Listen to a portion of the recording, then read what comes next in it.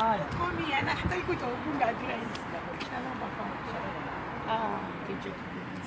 CPI Koyana,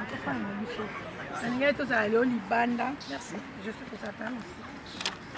Vous appelez Libanda pour les avis, tout ça. Bami ya mama tolo nasi. Amoureuse à Jésus-Christ. Nous sommes déjà là, rendez-vous au Pesaki Bino.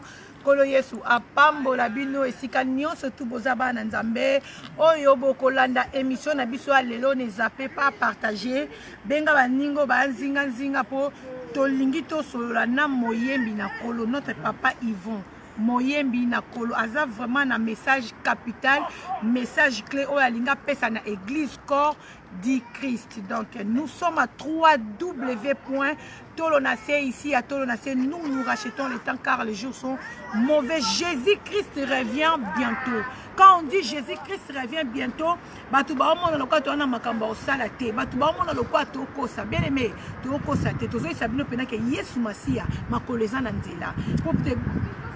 Bible lobi mingi bakoya na kombo na nga ba ozala ya ngai te ngate mutu na lobi moyembi na kolo ba message nga mitune za yanga biyano za ya ye donc nyoso to koloba makati ne siko eza ko engager kaka moyembi na kolo. Shalom papa, shalom shalom shalom ici.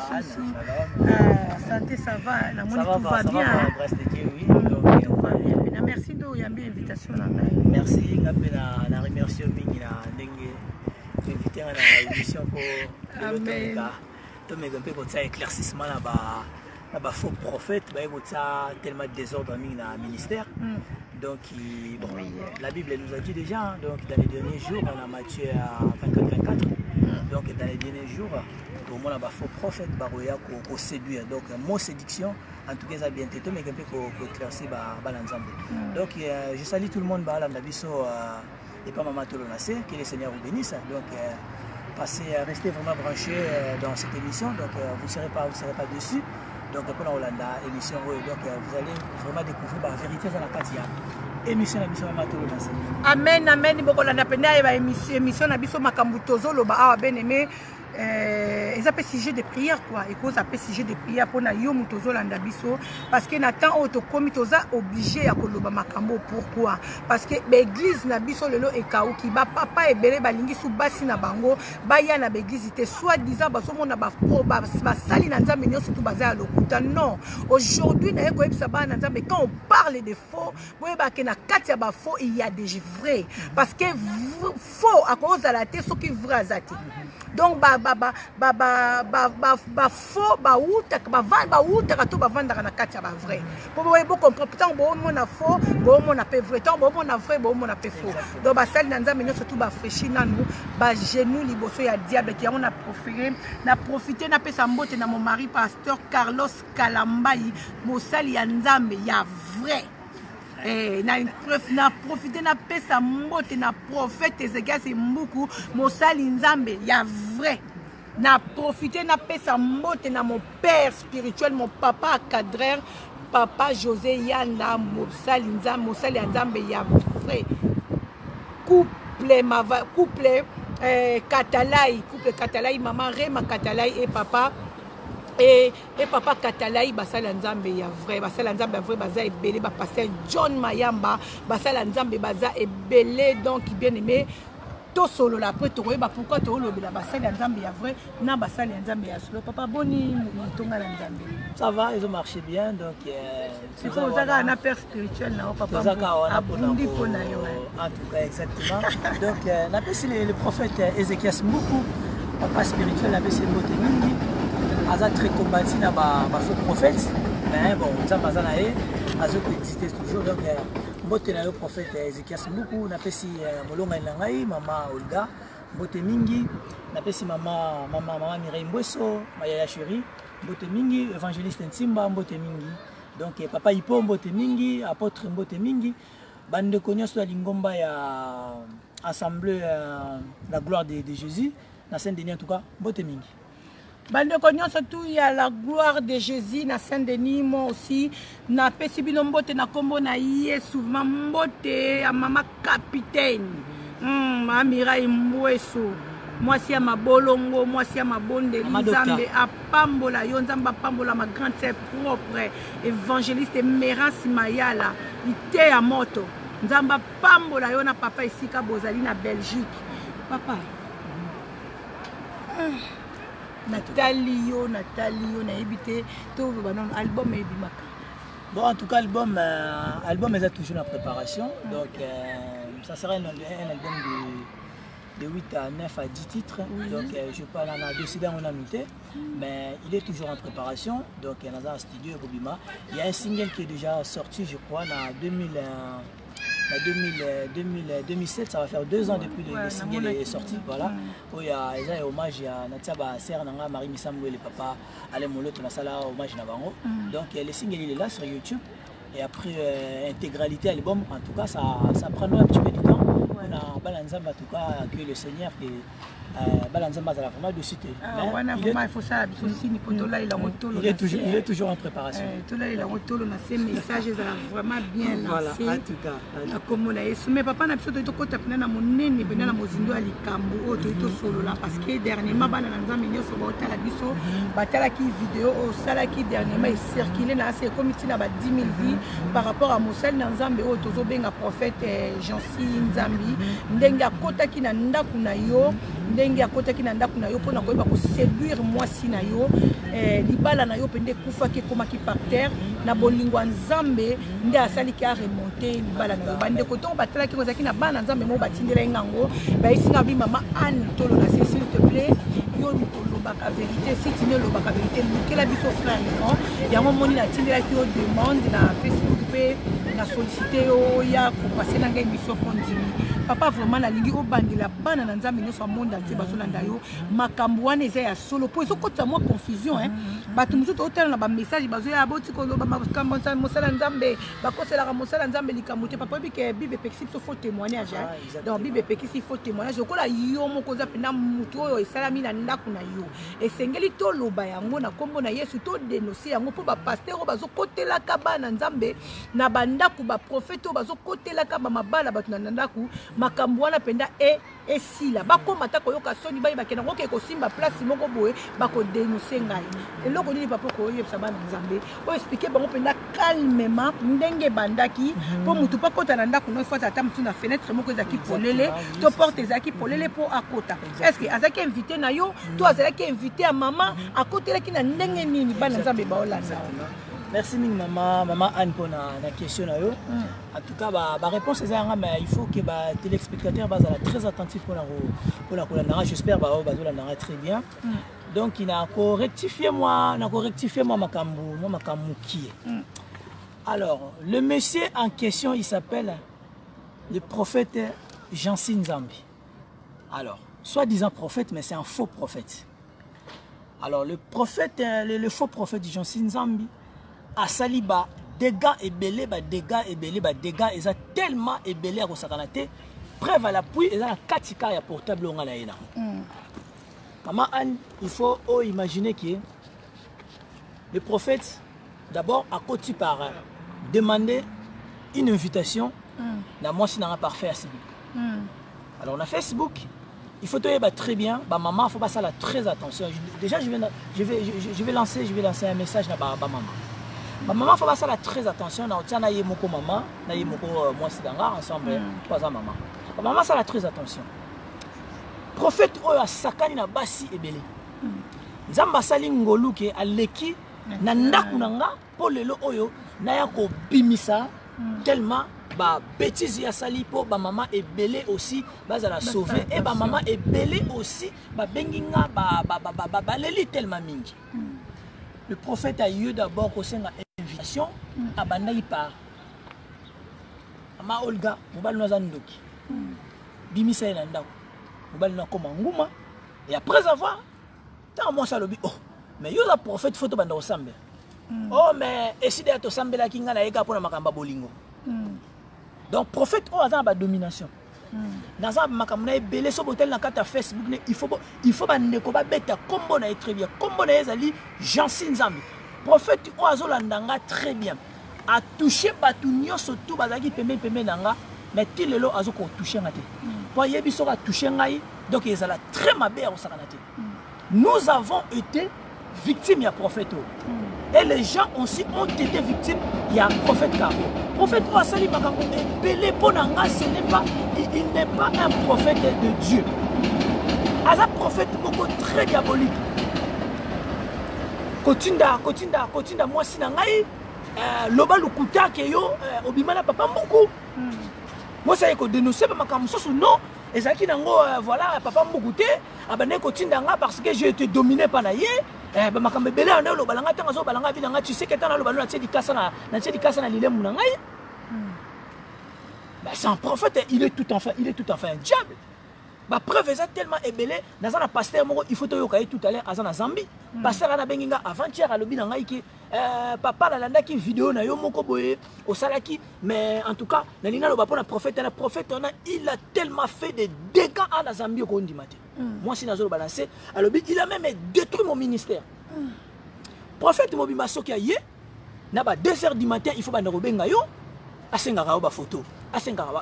Wana ba photo, osenga ba photo, bakanga photo na mama to osenga ba photo ani. Non, maman ko tukate. Ba maman mususu si ba koi heureusement que azui maman ni na makamba ba photo, azui maman ni na makamba ba photo mitekala, azui maman ni na ba non mais maman ana ebiso ke na 4 mois oyoyo na bundani na prophète wana sotali prophète anti le lazo mona nate. Aza mwana ya nani ya pasteur babengaka Gintasa. Pasteur Gintasa, il faut nazo lancer les messages. Pasteur Gintasa soki Olanda. Mais pasteur Gintasa ça zaka na l'église pasteur Gintasa to akenda to atia na branche mususu. Maman Anne, tikanga na lobasino. Makamusoro bunganga. Papa Gintasa son nazo lobele nazo mieux placé dans la makambo dans la information, il y a pasteur Gintasa. Pasteur Gintasa mutu abimisa faux prophète. Alors moi je demande maintenant à pasteur Gintasa. Pasteur Gintasa, soki azolanda message oyo. Alongola mwana na ye comme un prophète, il ne mérite pas d'être un prophète de Dieu.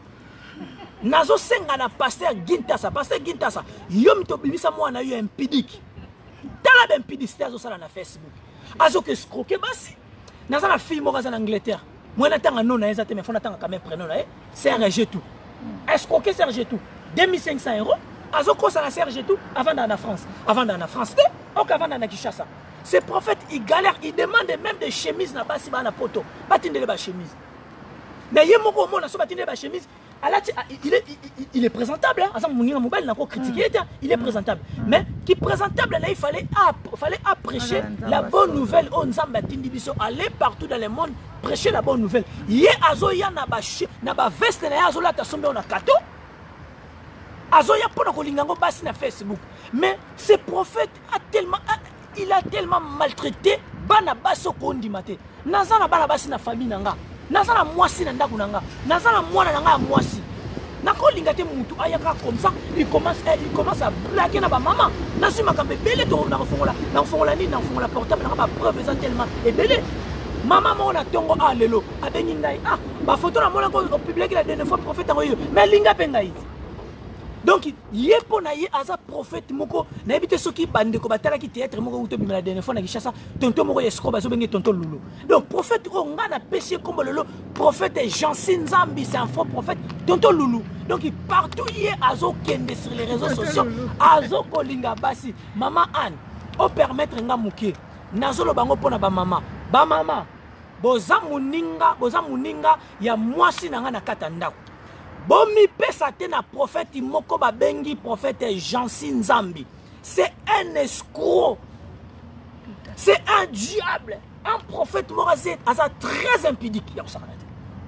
Quand vous imaginez que ozoke no senga nidité à moi si. Nasa maman nanga mobo azaka awawa. Nakotanga prénom na maman Marie. Mais faut yoka ba voice na solo na maman Marie makamba salaye.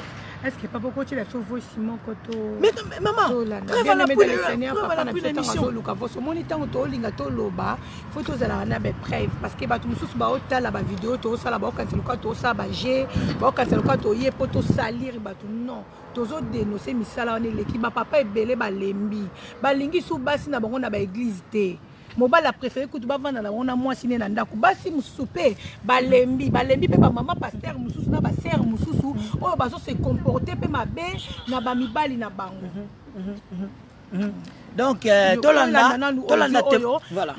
Et puis tu regardes discuter. Donc audio ya faux prophète Jansin Zambi abandé ko vanda na Canada a détruit tellement ministère na Canada a détruit tellement ministère à Batou na Zambie et à Kimi Zambie pasteur à Zambie comme on est pasteur Mulumba. Vous voyez qu'il y a une vidéo nanga atindelinga voice na WhatsApp comme si que il faut pour ayer bisanga ba dégâts oyo Jansin Zambi a sali prophète soi-disant a sali na Zambie. Donc Tolanda.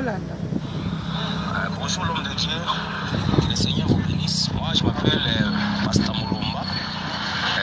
Je suis saisi en Zambie. Je suis pasteur de l'église Fondation de l'église biblique. Fondation de Jésus-Christ, église biblique. Je vais peut-être me parler un peu de ce monsieur-là.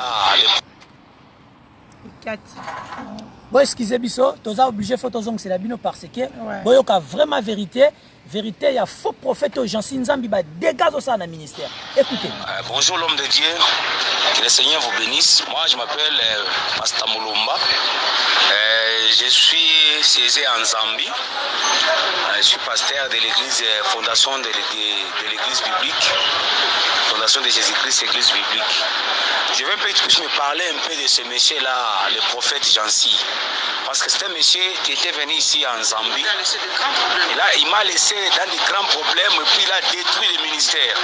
Je veux que tu puisses un peu me dire de lui parce que j'ai entendu chez quelqu'un d'autre. Maintenant, je voulais écouter ce match chez toi personnellement. Tu peux m'expliquer. Qu'est-ce qu'il a fait exactement là-bas au Paris ou bien quelque part là que tu connais l'histoire? Pardon s'il vous plaît, veuillez me renseigner. Bonsoir mon frère. Voilà, vous avez réponse. Vous avez réponse. Donc voilà. Donc il a zongi maintenant.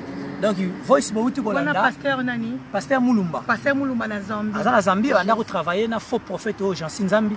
Jansin Zamba sali ba dégâts, na ba dégâts na tozolinga na yeba. Il faut na joie. Pasteur wala Mulumba na yeba. Ba dégâts ni na sali. Peut-être à Saint-Abbas une église kuna, peut-être à Liembonga bato bofrand kuna, peut-être à deux fois Mbonga bato kuna. En tout cas, prophète ou quoi qui na libabe alekana ki na katanda kunanga, il a tellement fait ba dégâts ya sakanate. Yango et agita moko bonzambe asaki ngolu ki akoyi na malchance, il faut nabimisa misa ane na média. Mais baza azaka yemote. S'il te plaît, nangi to oyebisa biso to éclaircir biso bien. Kokota na ye expliquer bana po liboso zaki moi trop vite. Kokota na ye na ayeba moi sina ayeba yo ezaki ndenge nini. Mais maman tolona se na début na lobby. Ba escroc na Facebook ba yandeni. Ba asengi maman ami na Facebook. Voilà, donc ayeba que maman a naza marié ou pas marié. Tellement basé la domination. En fait, basé ya pona ko envoûter ba femme. Domination photo e ba que domination ça existe ezali. Domination ezaka kateke mutu avant ba tenter il faut kaza na bonzambe. Non, Jésus-Christ il a été tenté. Tenté, amen. Parce que tant au diable zo baneke soki faut moza mwana nzambe solo comme ça mabanga comme maman patema no liamba. Bon, au lieu passera biso na ba témoignage na ba miracle na ça. Biso za besoin mabanga comme mapa. Et puis le biso ça pena mwana nzambe mi boka na se. Siko papa to comprendre. Siko éclaircir biso oyeba ki amondeni oya ko découvrir amondeni ke akomi da ko solo na maman asi akomi ko kota ba mvutima na. Voilà, maman Anne cacité par preuve. Parce que ba preuve za ba réseaux sociaux, au moins ba tuba benga ngai. Oh, mais comment ça se fait que yé prophète wana aime ça à commenter ba photo, il y a moi c'est nana et après na réseaux sociaux ti na ko découvrir ezaki asuka ya nini. Abimisi ba faux prophétie. Na mwana nga moya mobali abimisi ba faux prophétie na madame na moi c'est ndao banda ko luka prophète depuis mois d'avril et puis que tu le benga na zoakete na téléphone ayamba kote parce que yebi ke ba prophétie le beza lukuta parce que un très bon prophète de Dieu tant le bi ba prophétie mais il faut papa moi na on expliquer que voilà na mona ki bo nzamba la kisinga ba nzamba donc après comment na wana pe fo mais mabango na solution na voilà papa nzamba la kisinga boye mais nazo bondi na nzamba to na nzamba so to sala nini exactement ko pesa ka prophétie to ko pesi prophétie voilà ya koma ki sikoko kimanga po yebi ke ayaki sikoyo na idée ya nini ya idée ya ko sala nini ya ko dominer madame sous forme ya ko draguer baba na ko sala nini ko bima Après avoir ngana yako kota mabondeli, na yaki komona papa na ngai père spirituel na papa Mbuku. Na yebisi papa Mbuku, papa Mbuku. Mais ngana kata ndako. Ta makambo o ngana mona, ba comportement est comme un peu bizarre. Est-ce que oyebi un prophète moko boye kombo na ye Jean Sinzambi. Or que maman Anne est tombée ma benini. Yé prophète oyando ki Jean Sinzambi. Alinganga boma église à papa Mbuku. Escroquer église à papa Mbuku. Bandi escroquer ba mbonga mabonza. Okondima. Imagine que tu as la serre Moroboye. Parce que je suis responsable à tout. Prophète ou faux. Ce qui a zomona makamuna zoloba. Ah, ça a le droit de réponse. On a droit de répondre. Tu as des dégâts qui n'ont pas d'attendu. Dans le cas, combien de fois? Combien de vidéos dans pourquoi répondre à un gâte? À ce que tu touches pas Papa Mbuku à un niveau. Papa Mbuku tant bandi ministère, il est encore bébé. C'est faux prophète. Donc, pour la qu'il bien. Tu as la serre Moroboye appelle ça. Comment Mbongo Otolbaka action de grâce pour Bafuta salle et ça a monté à 300 €.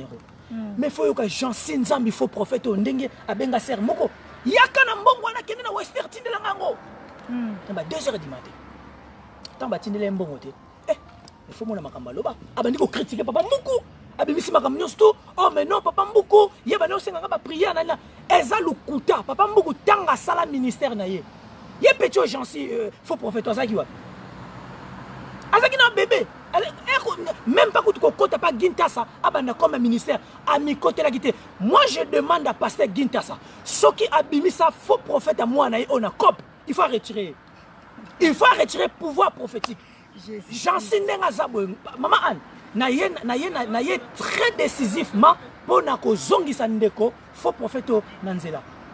Il a tellement escroqué des femmes dans Europe. Au moment où maman souti ba mona ngabo ba ko bima malembe tant ba olanda vidéo o maman Anna ba loba ah oui mais prophète on ba lobela oh na préparé photo na prophète ba lobela oh mais prophète mais ngapa linganga bon ba Serge tout ba biminde.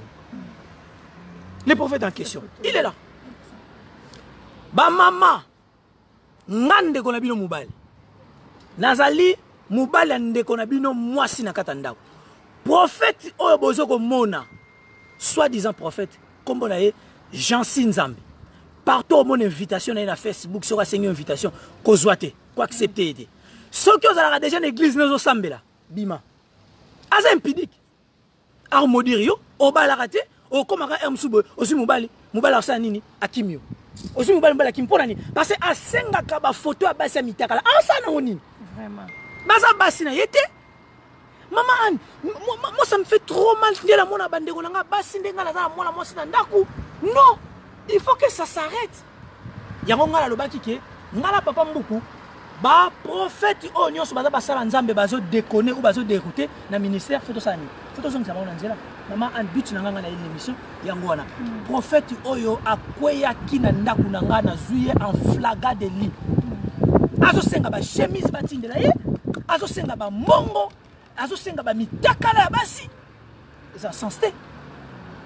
Donc c'est un faux prophète de Dieu. Et puis nazo songa encore message yeginta sa mutabimisa ye. Na ye kiankenza mutu ba berger na ndako na ye. Mais bazo berger na ndako na pa. Azo vanda ndako papa. Abane ko vanda ba kankenza azo kosa batuke ye azana ndako na kina futa yango 1500 €. Mais en futa ndako na 1500 € na makamba ye mutasala rate. Mutu asenga ba chemise na basi ba na l'église. Azan l'église na kinte maman ana kosa l'église te yazo critiquer azo passer temps pour critiquer papa Mbuku occasion battre papa Mbuku azan na ministère et c'est comme munene talaba na papa Mbuku ngayo na vandi je suis encadré par papa Mbuku akosa na papa Mbuku ndengo la te na musu akimi na Facebook mukolo asali Facebook mo asika baso bengango Marco Banguli. Alors je lance un message na famille Marco Banguli na ça la respect na bino mais na yebi ke ba salele bino Facebook moko ya faux na faux prophète moko kombo na ye Jean Sinzambi so côté na Marco Banguli mona ba photo ya Jean Sinzambi esa ni kuna donc akimi kuna Emmanuel Lumbu aza pasteur moko bigi pasteur munene bo après ça qui est 14 jours pour aller na séminaire oh mais bigi Emmanuel Lumbu ça qui est et puis makambo ye professeur foi sali azubana Emmanuel Lumbu parce que ngoma nkiona azibana Emmanuel Lumbu apesi bango mbongo lokola yelo baka ba prophétie faux po bana na basa nini ba kweyaka soka lobila bango ke yo date de naissance no par exemple botama na 77 ya ko bango 80 donc ata faux bana na bandimaka obi ke nzamba toucha bana wana mitema ba kenda ba Emmanuel Lumbo ba bige oh mais yon ndeni ni prophète ngo yo pesa ki 14 jours à terre mais deuxième jour a pesi biso ba $10 pour nini pour ba prophétie ne soma de lobela biso fo to sa ni to ndima bana wana ba yebisi Emmanuel Lumbo kaka na minute wana vira na convention aza 14 jours ya hôtel à terre à 2 jours ba bengani Emmanuel Lumbo soki bo continue na minute soki bo continue na page na ya Facebook nano nani Jansi nani prophète Jansi Nzam bon mona ki azotia le sous ba photo convention na te pour nani ba tout si ba comprendre que aloba ba prophétie wana na kisi aloba ba prophétie wana a corrompre ka ba ndima pesa ba mbongo donc c'est un faux prophète tout en fait moi je regarde Ginta sa abimisa mwana boendeni yemo ona Ginta sa nenga za boye la prochaine fois pour les cas sous maman to na se fona zonga pour na dossier ya Ginta sa pour na dossier ya fille moko boye o bazo collaborer na minute ba benga kaye Kampiango oh na ba lo ba kombo na oh mais secrétaire agence za na pote donc yebide moi si mon razo bengo mikolo moi mi na kola ko la émission oh aza moi jité wana moi mi na kola ko la émission e akoloba nini yango na kolo Kampiango na ebisio na koloba kaka makambu o ba bêtise oyoyo bo sala na faux prophète na yo obima na na kin obima na papa spirituel na yo na kin obimi suna ye moko prophète Jansi Alex Sotan yango zo balate yango za pro ma santé oke funa na justice ngana muta justice ngana muta media omoni ngana pa mama tolo na se nazoko izongi solo ba réponse à réponse soki ba moni makambo na zoloba eza faux ye Kampiango ser wana ayebi makambo o prophète wana sala na ndako nanga ye Kampiango ayebi makambo prophète wana liaka bambo ya basi da soka do défendre so ba fute mbo mais abalati à sa ministère soi-disant prophétesse nalo ya l'église ne prophétesse impidique ndengwana mais moi ngana na ebe ko solola na ndeko benga nga to solola ki alobaki wana za papa na ye asalaka vie na ye spirituel côté mususu ye pas la vie spirituel côté mususu baza na problème te problème ya papa Jansi na papa mbuku ba côté na kati te ya na makambo na solola ki na mama tolo na tiki olobi na kati yote lukuta solola ina ser lukuta comment ça se fait que yo obimisi mwana ye ser wana zoloba ser mobimba amela ba whisky ser mobimba soit disant prophétesse amela ba fin a côté ramibal na émission na moni est-ce que na tangi komba mutu na tangi te mena toucher mutu moko abima na prophète moko na Canada kombo na ye Bob Magema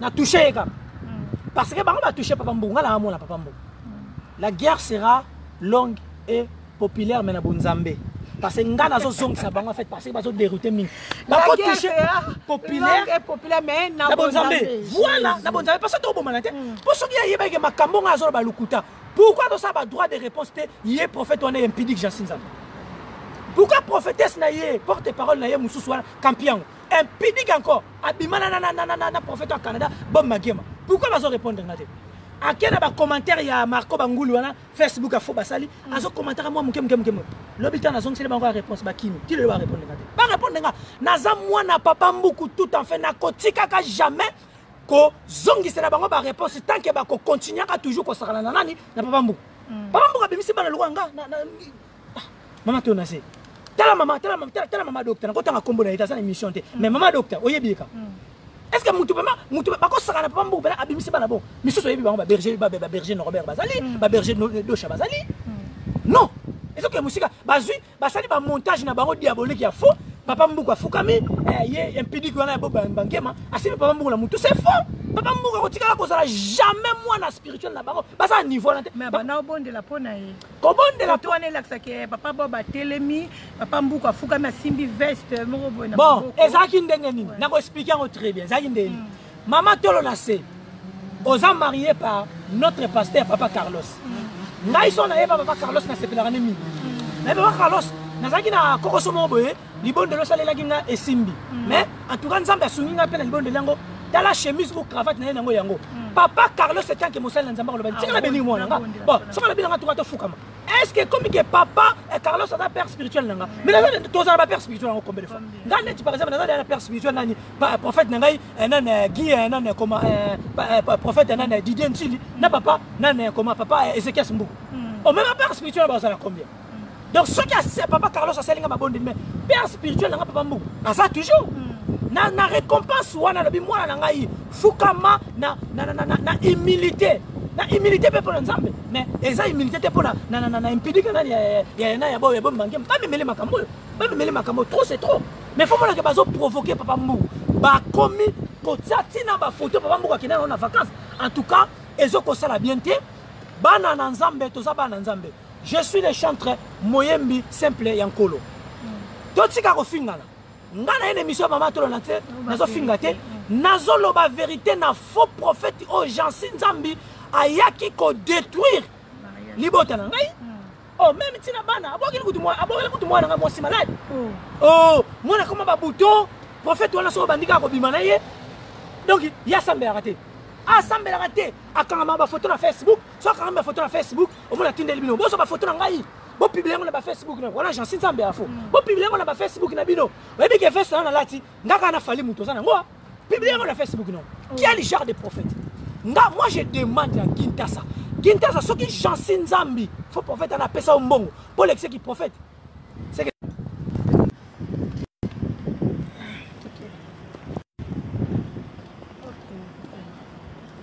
Bon, bien aimé dans le Seigneur, les 4 qui m'ont passé, Mutakota qui n'a ligne, Boyo qui n'engue papa na biso Yvon Moyembi Nzambe alobi, aye koloba vérité, aye ko dénoncer.